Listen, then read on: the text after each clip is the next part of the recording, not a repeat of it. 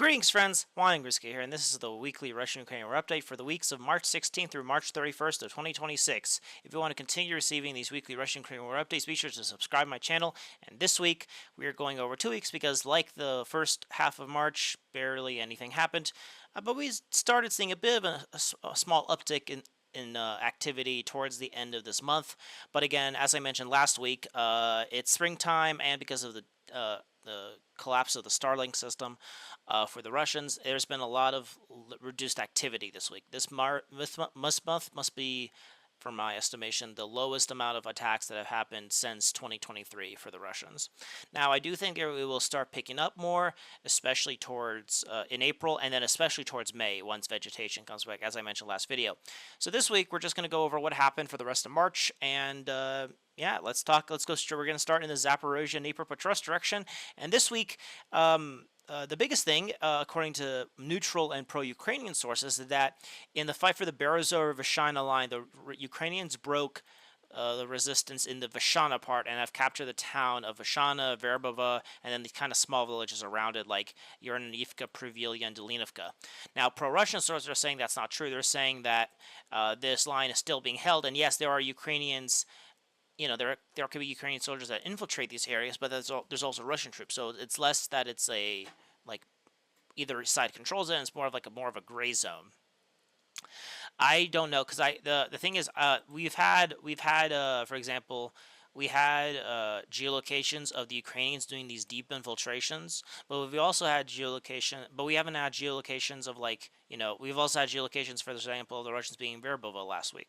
So it's it's very hard. The thing about talking about this war is that, at any time there could be like 1 or 2 soldiers still left behind, and maybe it's under full Ukrainian control, and maybe there's only a few Russians, maybe there's no Russians, maybe it's still 50-50 split. Maybe it's mostly under Russian control. Who knows? The thing is, it's very hard to know because it's hard to know when there's a huge fluid gray zone like it is in this area. But according to neutral sources, is that this kind of area right here is that the Ukrainians managed to secure themselves in Vyshana. Now we've gotten a lot of videos of this giant gray zone. We've had videos of the Ukrainians being in Nova Mykolaiivka, in Novy Igorivka, and such. Now we've had, and obviously in these kind of fields right here. Now, a lot of Russian sources are saying that's that this is just they like send a vehicle down there, it gets exploded, and then maybe they immediately die, and there's no consolidation. The Russians are still consolidating here, and so are still like in full control here. Like, for example, I think a few days ago we had videos of the Russians being in Zaporizhia and Rybinnya being bombed. So it definitely shows that the Russians are somewhere around this area. And we also actually, another thing is that we had two geolocations actually of the Russians being in Ternovo. This was a village that I thought was captured by the Ukrainians. So this is like one of the areas where the Russians fought back and took it back. So, but it could still be a gray zone. Maybe they, but in any case, it does show that. And then even Ukrainian sources saying that Berezov is still under Russian control, which helps secure this flank here. Now, as you can see, the capture of Vyshana now allows the Ukrainians to accumulate forces in this kind of area in Vyshana, and then continue pushing southwards. And now the main goal here is that maybe they stop, maybe they're like, okay, we took Vyshana, and now they're going to try to take Berezova, and then from here, if they could take Berezova, the Ukrainians could hold on to the Berezova-Vyshana line, and then hopefully hold out from Russian attacks. Now, the big thing is that, so obviously they have to take Berezova still, but if they continue their advance, and maybe they will, is that they could continue exploiting the situation towards Uspenivka. And so the main goal here is to then take the Uspenivka, and this would cut off the logistics for the most part for the Russians in Dobropillya. Now, the thing about Dobropillya is that actually now it could still be supplied through these areas. So I actually don't think that taking Uspenivka is not as bad, but obviously it would be really bad because it cuts off the logistics from the Russians operating in this direction in Donbass, and they have to rely more on the logistics in Zaporizhia. So that is the next goal, is that if the Ukrainians still have gas in their tank. Now the thing is, this is very slow, and again, a lot of this is still very much unconfirmed, very fluid dynamics. The thing is that we still, but if Ukrainians could still try to break through Russian defenses here easily, and they could still do that, then the next goal will be Uspenivka. But I do think that, the Ukrainians are going to stop in the Berezova-Vyshana line, and and they're going to hold on and see what happens next. Also, a lot of sources are saying Kaliniska is the where this is also being an area that's being contested, where there's actually Ukrainian troops. So we shall see how it all kind of pans out. So, but I do think that the Russians will probably stabilize around the Dnipropetrovsk-Zaporizhia border here, and then the next thing for the campaign, once the greenery comes back, is that they're going to try to retake the Berezova-Vashana line, have something like this, and then from there they might, they're probably going to, that at the very least, they're going to do that. And then this entire area between the Vochka River and this area right here near Verbova, Vashana, Berezova will be kind of like gray zone. I don't think the Russians are going to try to like retake. I mean, they might, but like these villages, like right here, for example, they might not take that because it's like, it's going to be very hard to supply them. They probably will race to the ground anyway, so they might just like keep not push there, maybe make this just a gray zone, and then have positions, just kind of something like this, and then hold here as the Russians push across Zaporizhia. Now the downside of leaving this open is that this allows the Ukrainians who are maybe in the north here near Novomykolaiivka, so that if the Russians continue advancing eastward or westwards towards Orekov to cut this highway, is that they could then still attack down from here and attack Russian forces that will be trying to advance, here. So, if they were managed to take these areas like they did before, they could have then expanded that bridgehead, maybe take some of these villages, and then, push the, the area towards Novomykolaiivka, and then have a bigger buffer zone so that they can continue pushing. So, it does make their northern flank a bit less secure as they push towards Orekov, but it's not a complete loss. But again, we have to see how this war will develop here. A bit more here, or battle should, yeah. Anyway, a bit more here. We've had a geolocation of a giant Ukrainian column trying to enter Ternovata, and was getting attacked between the Kristovka and Ternovata. So most sources are saying that the Russians are still still have positions in the southern part of Ternovata. Now, in terms of Hryshyne, we actually had, I remember mentioning last week that we actually had 2 geolocations of the Russians being in the southern part of Hryshyne. Now, Ukrainian sources are saying they got kicked out. Russian sources are saying they're still there. Again, the thing is, the gray zone is so big that I wouldn't be surprised that there is still Russian troops here. Now, it's just, I guess now it's not a matter of if there's any presence at all. Maybe it's like, is this presence enough to warrant a, how to color it one way? Like maybe there is 1 or 2 Russian soldiers here, but does that prevent the Ukrainians from using this to try to attack the Russians, in these fields here? If so, then maybe just because there might be 1 or 2 Russians, that same thing with vice versa. Maybe there's 1 Ukrainian soldier that's in Provilia, but does that mean does that mean it's under full Ukrainian control? Maybe it's more of a gray zone. So but a lot of sources are saying at the very least that Ternovata is still being contested, at least in the southern part, and that Kostovo and Przydovsko are under Russian control. So. Definitely, this was actually a place where the Ukrainians had a secondary counter, and it kind of failed. The more successful one came from the north here, but it has stopped the Russian advance here. Now, in the more southern part here, there's been a huge expansion of the gray zone here. We had most sources are saying that, like, for example, there's been like these back and forths. Like, for example, earlier this week, during these past 2 weeks, there's some sources saying that the Ukrainians re-entered Zaporizhia from DRG troops, but then neutral and pro-Russians are saying they got kicked out, and that there's Russian troops operating in these gray zones right in front of Gilopolska, right on the southern parts of Verkhotursk. So again, very big gray zone. The thing is, at one point we could have Russian troops right on the outskirts of Gilopolska, and on the next we could have Ukrainian soldiers trying to re-enter Zaporizhia. So it's a very fluid area. But right now, kind of the main general idea is that along this rail line from Zaporizhia upwards, where the Russians are mostly in control, and from Verkhotursk down to Gilopolska is mostly under Ukrainian control. So again, just trying to kind of battle for these. There's a huge trench network here because again, this runs along where the border's been kind of, how do you say it, paused for the last couple of years. So there's a lot of trench networks here. So it's a kind of battle for a lot of these trenches and strongholds and such. So, but very little movement here. Most authors are also saying that the Russians are securing themselves in Myrnia and Luhivska and Belahuria. So it's just looks like these are forward positions, but again, now it's just open plains and a bunch of strongholds here. So I think it's probably the Russians aren't going to push here. They're going to probably pause and wait till they get move along these trenches towards Omelette. And then over here, there's some interesting things. The biggest interesting thing is that actually we had multiple geolocations of the Russians being in Hryshyne, or we had two geolocations. We had one in Hryshyne, we had one down in this kind of area right here near Primorska. So it does show that if there is a gray zone, that this kind of extends all the way up to Hryshyne even. Now maybe it's like Primorska is under mostly Russian control, but there's some Ukrainian troops in northern Primorska. And Hryshyne maybe it's under mostly Ukrainian control, but there's Russian troops here. Who knows? So it's a giant. We've had more clarifications that the Russian offensive here has basically stopped, and now they're just trying to hold off the Ukrainian advances here. So we shall see how that develops. So yeah, it's very interesting, and he's having out a lot of information here, but I think a lot of sources are even saying Luhansk is under Ukrainian control, but that Novy Klinovka and Pavlovka is not a Russian control. It's very interesting how the gray zone expands here. But again, the main goal for the Ukrainians again is probably the biggest goal would be to take back Steppenhurst, but that might be too much. Maybe the main goal would be to cut off all the Russians from here, kick the Russians back to Steppenhursk and southern Primorska. If they could do that, then they at least protect the flanks of Orekov and Komashevaka.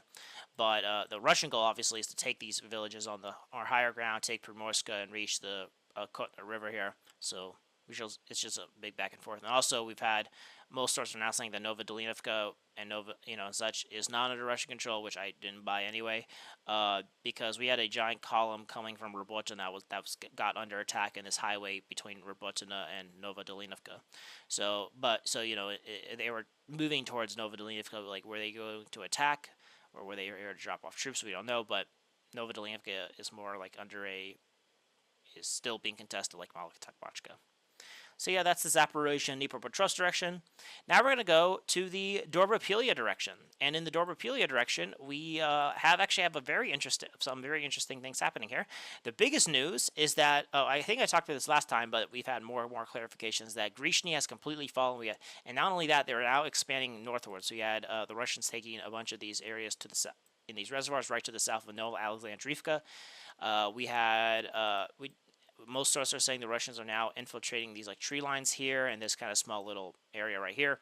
So kind of trying to secure themselves on these tree lines and the fortifications to the west of Hryshyne. So they're moving west, they're moving north, and I wouldn't be surprised if the Russians take Nova Alexandrivka pretty soon, and also the town of Vyslivka here. And so the main goal here is that the Russians, are going to take something like this. And then once they're here, this will give them a very solid foothold to continue expanding this way. Maybe do kind of this island hopping thing going toward, and then, Myrnia, and then go all the way to this river here. And then they could use this river as a natural defense as they then push towards, up towards this river, towards, this area right here to try to cut off Dobropillya from the west here. And obviously at the same time, they're also going to, once the greenery comes back, they're going to use these tree lines to try to move towards Shevchenko and so forth. Now, so this is taking Hryshyne, and will also help push towards Sigurivka, which could also protect their western flank. We had geolocations, for example, of the Russians being bombed, I believe in around this area right here. So it does show that these fields around Sigurivka are being contested by the Russians. Now, one of the biggest news that came from the Dobropillya direction is that we actually had multiple geolocations of the Russians being in the eastern and southern part of Belitska. So the battle for Belitska started. Like, for example, we had geolocation of the Russians being in this area, and then we had geolocation of the Russians being in this area here. Now, the biggest news is that these high-rise buildings are under Ukrainian control, so they're able to hold on to the Belitska a lot, and that the places the Russians are under control are low-rise buildings, which makes sense. It's easier to infiltrate there. So it's just a matter of, for example, we've had Ukrainians, be attacking Russian positions, so it's a lot, with Strikers and so, or maybe Bradleys, I think. But in any case, definitely the battle for Belitska has started. Maybe the Russians have a foothold, or maybe these are DRGs, so they're being eliminated as soon as they enter. I don't know. but it does show that Belitska is being contested pretty strongly. And also, most sources are now saying Novo Donbass is a gray zone. The Russians are in control of it, but also the Ukrainians are not. So it looks like the Russian push in this kind of direction here has also stopped. But they do need a push here if they want to. But I do think Belitska is a very important goal, because once they take Belitska, they can then move towards this mine shaft here and then take that. And then once they have something like this going on, they could then move into Chernivka, and then, you know, kind of roll up this kind of line of villages in the south here. But again, Belitska is the key to hold all that. So, and it looks like, you know, they're moving there. And yeah, that's the Dobropillya direction. Now we're going to go to the Kostiantynivka direction, and we actually had a very interesting update that happened in Kostiantynivka this week. And this week we had 2 geolocations of the Russians being in the central part of Kostiantynivka in this kind of giant, looks like warehouse factory district, but it was mostly in these areas right here. So it does show that we had like a very deep infiltration of the Russian troops. Now, are these DRGs and there's no consolidation? We don't know. But it does show that the Russians are deeper into Kostiantynivka than we believe. And, you know, maybe it's just a gray zone, and that, you know, maybe there's still there's Ukrainians, like, you know, still operating in this area. And then, you know, because the thing is, when you only operate in groups of 1 to 3, it's very easy to how do you say it? Like to infiltrate and go deep, and same thing with the Ukrainians. So it's just very hard to accumulate forces here, especially because in order to actually reach Kostiantynivka, it's just a giant. There's just no really built up any place to try to enter Kostiantynivka gets you attacked. So it's hard to, you know, assemble troops here. But yeah, having Russians in the central Kostiantynivka is very bad news for the Ukrainians. I wouldn't be surprised if right now they're focusing on the western part of Kostyantynivka, so I wouldn't be surprised if the next goal for the Russians is to try to, you know, maybe take something like this, take this kind of southwestern part of Kostyantynivka, and then maybe try to break into this kind of high-rise building area, so we shall see. Now, another thing we had is that it looks like the battle for Yelinivka is coming to an end. We had geolocation of the Russians being in these agricultural buildings and in the northern part of Yelinivka here. So it does look like Yelinivka has been captured by the Russians. Now, maybe the Ukrainians are still enter Yelinivka, but it does looks like Yelinivka is under Russian control. I think the next step would be the Russians to do an attack on Dobropillya and try to take this town here. So then, you know, the Russians will, you know, have something like this, which will be a pretty good foothold. Now, I do think the Russians have a good chance of taking the western part. Now, the thing about the northern part of Kostiantynivka, or the eastern part of Kostiantynivka, you could say, is that because the Ukrainians are still operating in in these villages here, in these built-up areas, they could continuously attack into this area, and so no matter where the Russians go, it's very hard for the Russians to actually, encircle this area. So I think the goal for the Russians would probably take the southern part of Kostiantynivka, right here, and then maybe use this area to then try to, attack it from the flank here. And then, yes, they might take the more central part of Kostiantynivka, but then these kind of outskirt areas will be continuously infiltrated by Ukrainian troops trying to deny that Russians took Kostiantynivka. So that is my guess on what's going to happen there. Alrighty, now we're going to go to the Slavyansk direction, and in the Slavyansk direction, this is kind of the main area where the Russians are making most of the progress. For example, this week we had most sources are now saying the Russians have completely cleared Rivka, clearing out the northern outskirts and entering this forest here. And actually, there's DRG activity happening in all these fields to the south of Alexandrivka. Most sources are also saying that the town of Ferodurova has been taken, and there's DRGs operating right up until the Sopych Canal. So very good for the Russians. We've had multiple geolocations of the Russians being in these like fields to the south of Kalinivka, in these areas right here. We also in the north here we've had another geolocation in this area right here for the Russians in front of Kharkov. So lots of very interesting gains here. Now the thing is that for the Ukrainians is that we talked about how the Russians took Minkivka and Glubovka last week. However, there was a counterattack, and the Ukrainians were attacking Russian positions in Minkivka in the western part here. Now, was this a raid, or did they disembark? If you talk to pro-Ukrainian sources, they're saying they reestablished a foothold in Minkivka. If you talk to Russian and neutral sources, it was just a raid. And they withdrew back to, Malinivka and to Dnipropetrovsk here. But, so we still need some more clarification what's happening here. but it does show that, the Ukrainians are not going to let the Russians accumulate here. They're going to do raids here, but, there's still Russian troops here. It's just now still being contested here. It's very... And now another thing where the Russians made an interesting, small, little tactical breakthrough here is in the town of Kalinivka. We actually had a breakthrough where we had Russian troops in the town of Kalinivka here. And so that's a very good... Now, the thing with Kalinivka is that it's actually a very small village, so it's like not actually that important. What's important, though, is I think you can even see it here. You can see the stronghold here. I think there's like a stronghold in the south here somewhere. And I think also in the north, like right here. Anyway, there's a lot of trench networks there. So what's important for the Russians is not necessarily the town itself, but to take all these strongholds that are around Kalinivka. If they could do that, then they could break into Kirilivka, which is on the more higher ground, surprisingly. And then once they take Kirilivka and the trenches near Kalinivka, they could then start breaking into these forests here, break into this forest right here, with try to infiltrate it. And again, the main goal is Rail Alexandrivka. If they take Rail Alexandrivka, as you can see, the southern part is mostly done already. Right now, the north is still even cleared up. But I wouldn't be surprised if within maybe 2 months or so, the Russians are able to take Rail Alexandrivka. And from there, I think they're going to try to push towards Mykolaiivka. But that's my guess. But again, the main goal for the Russian troops here is to encircle Rail Alexandrivka. So slowly but surely, they're making slow and steady progress in that area. Now in the Lyman direction, we haven't really gotten that much different changes. We had one geolocation of the Russians being operating in this kind of southern part of Lyman, so it looks like they still have positions here. Just like a couple weeks ago, we had Russians in the northern part of Lyman, so it looks like there's infiltrations here. But for some reason, I don't see the Russians doing any sort of major attack here. Maybe it's just hard to reach Lyman. I don't know. So we shall see how that goes.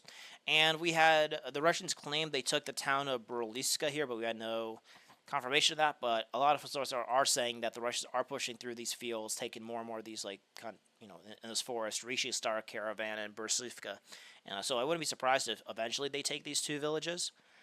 But it's still an open question with Lyman. So I don't know if they're waiting for the greenery to start so they could accumulate more forces and take it. But Lyman, is still being contested, and there's been no other changes in terms of how much more have they taken Dobropillya, of Alexandrivka, like how much more have they taken of that. So that's it. All right, now we're going to go to the Kupyansk direction. And in the Kupyansk direction, we've had there's been some very interesting things happening in the Kupyansk direction. Now, the biggest thing is that, I was going to originally name this video like the last stand of the Russians in Western Kupyansk, because we actually had some Russian sources even saying that the battle for Western Kupyansk, again, Kupyansk is split in half by the river here. And so while the Russians are in a decent position, in a pretty good position actually on the eastern side, the western side they were in a very bad spot since the Ukrainians did their counterattack in the end of last year, beginning of this year, and according to Russian sources, even that the Russians lost their positions here in the western Kupyansk and withdrew. Now we've been getting multiple geolocations. For example, we had a geolocation of the Russians being right here. And we had a geolocation of the Russians being right here. Now, maybe it's old news. I haven't seen any. How do you say it? I don't know what's the Ukrainian kind of response to showing geolocation of the Russians still being the western part of Kupyansk. So it looks like they're still there, so we shall see how that goes. But with that being said, it's very. I don't know if the Russian those were old videos. So the western part is this giant gray zone, and I have no clue what's what. So we just need more information to see. Now, in the eastern bank, the Russian MOD is being completely bananas and claiming that if you listen to what the official Russian MOD claims, is that this entire eastern bank of Kupyansk has been taken. They've been saying this for a while. I've not been updating because it's fucking stupid. But they've claimed they take Kupyansk, Vosinoya, and this week, they've claimed they took in Kisarivka and Novosolonia here. So, they've claimed this entire area has been captured. I think that's bonkers. I think that's BS. I think the way that what's happening is they have troops that could enter these villages, DRG troops, and then they just claim they took it. I don't think they're actually waiting to look at consolidate or actually, or actually feel like they actually claim they took it all. I think they maybe, for example, we had troops in, for example, Kupyansk, Vosinoya. And we also had a geolocation of the Russians being one in Kisarivka here. So I do think actually that this again, like Kupyansk and stuff, this eastern bank is a giant gray zone, and we actually could have Russian troops infiltrating a lot of these areas. Now, in terms of full consolidation, I think the main things is in Kucherivka and Petropavlovka. I do think these two villages are under mostly Russian control. Even Korolivka here is under even neutral. Looks like Syriac even says this is under mostly Russian control. I do think also Polonia is also going to probably be taken soon. I don't know why this area, the east bank of Kupyansk itself, hasn't been taken, but maybe it's because like there's a huge Ukrainian presence in Kupyansk and they're able to cross the river and reinforce. So we shall see how that goes. They would definitely show videos and pictures if this was the case. So I do think it's a giant banana farm. What's happening here? But who knows? Maybe eventually they'll break the Western Bank here. Who knows? So but that's just something about Kupyansk. This is probably almost as a big of a clusterfuck as it is in the Berezova, Vashana line, the Zaporizhia area, because of just this giant. We don't know where's what, and it's just hard to know where's everything. So we need more data, and hopefully soon we'll see how that goes. And who knows? Maybe they do clear the entire Eastern Bank. Which, if they have done that, that's a very good news for the Russians. Clearing this Eastern Bank will allow them to then put up the pressure on Kupyansk a lot more better and expand their bridgehead here without having this thorn on their side here. So, and it allows them to then continue pushing on Borova, which will be the next goal because Lyman's probably going to also fall very soon. So we shall see how that goes. Alrighty, and we're going to go to the Kharkov direction now. And in the Kharkov direction, there's been some small changes. One of the biggest, just some small changes here. The biggest thing is the Russians claim they take in Slavyansk. The group of forces north. I think what they're doing is basically taking these, and also they claim they took in the town of Pashana, this area right here, which is just I think a tree, like a tree farm here. In any case, what they're doing is taking these villages right up on the border, which probably don't have any defenses really, and claiming they take it. And I don't think there's any Russian troops there. I don't think there's any Russian troops. I think they send 2 or 3 troops there, claim they took it, and then withdraw back to better positions. Like for example, the main Ukrainian defense here, for example, is along these more bigger villages, which are more aligned, not these small like 1 or 2 villages that are smaller on the border. So like I wouldn't be surprised soon if the Russians announce they take Artelina here, for example, or that and such like that. So we shall see how that goes. Or they take Slavyansk. So they're just making. I think the group of forces north is trying to claim they've taken a bunch of they're trying to show how much villages they've taken, but I think that's just for PR, trying to look good. They're not actually caring about improving their tactical situation. They're just, taking some easy border villages that are probably aren't even defended, and then that's it. And they're not even going to keep troops there because it's But we shall see how that goes. Again, I do think that this area is going to be a main area for the Russians, and I think the main thing will be trying to take, obviously Verikha Bruluk, Holodowski, and kind of move all the way south down the Savetsky Donetsk River to protect their side here, and then take this kind of more northeastern part of Kharkov. And then lastly, in the Sumy direction, there's actually been some interesting changes here. One of the biggest changes is that the Russians, we actually got this right today actually, is that the Russians have completely captured the town of Mala Korodrovka here. Could be the case. That could be the case. I definitely could see that happening. But again, since it's going to be really hard to supply Russian troops here compared to this is part of the second Khotan defense line of Sumy. So I do think the Ukrainians are going to try to do a counterattack to try to kick the Russians out of Mala Korodrovka here. So we shall see how that goes. And yeah, so but yeah, if the Russians could expand their positions here, like maybe they could take Khodrovka, Novosibirsk, and if they could do that and start taking the second defense line in Sumy, then that'll be very bad news for the Ukrainians. But we shall see how that. Maybe that was just a lucky break, and the Ukrainians are going to kick them out again. But again, good news for the Russians in this area. And then a bit more here. We had more